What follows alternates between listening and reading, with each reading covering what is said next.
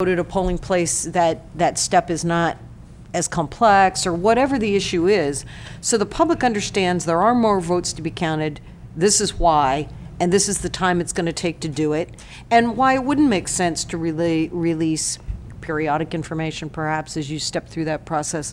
I just think the public needs more information so they understand why there are large numbers. I think it was one number I saw was approaching 40% of still outstanding votes, which obviously could be very critical in a number of races, and you know why it just takes the time that it does, and maybe more disclaimers about these are preliminary numbers. You know, you need to be aware that this is only representing 60% roughly of the total ballots cast, and as soon as we have that information to share as to the 100% total, you'll be receiving it. So I think the public just needs a little more information along those lines. And if there's a way that you could provide that, either in press releases and or on the website, I think that would just help people remain calm to give you the time that you need to do it, and probably reduce the number of contacts you're going to have, or supervisors are going to have, or county council's going to have with respect to the process.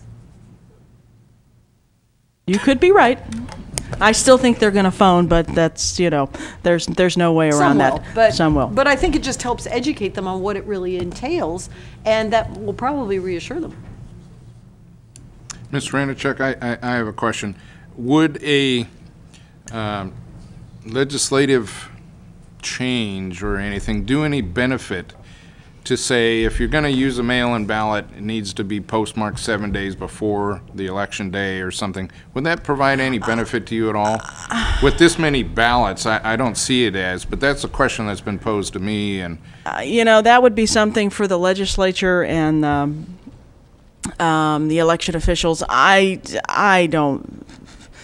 Okay. I don't think so. I think, you know, as long as they have the opportunity to drop them off at the polls, which they should have, right, that they're going to do that. Because yeah, a lot of people like to wait until the end to decide how to vote. I even waited till Saturday. Way. Yeah, I even Sure. waited till Saturday before Election Day. Yeah.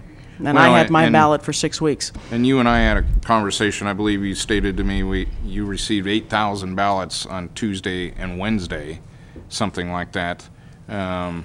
You know, people wait until the last minute, and by doing that, this is the new election day. Mm-hmm. It actually is 28 days after the election to make sure all the checks and balances that the state has now dropped in your lap take place, and all the ballots are counted.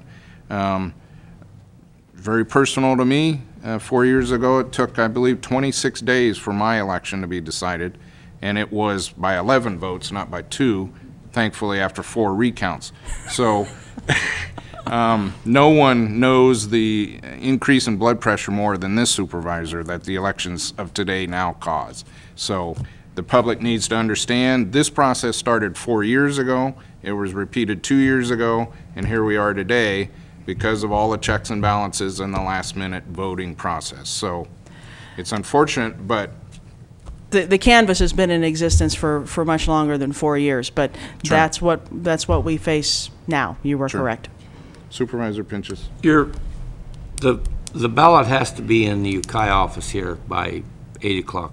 No, it can be dropped off at a polling place, and as long as it's in the possession of a poll worker by 8 p.m. on okay, Election Day. But just curious, how many ballots did you receive in the mail that come in too late? Right now, we have 108.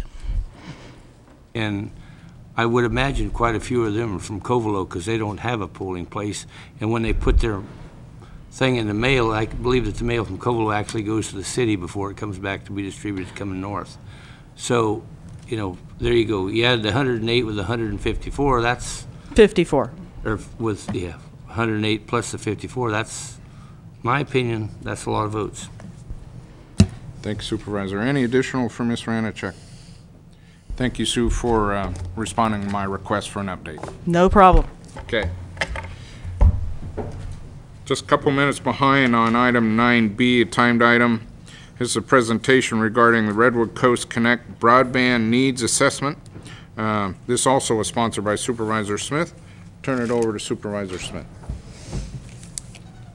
Thank you very much.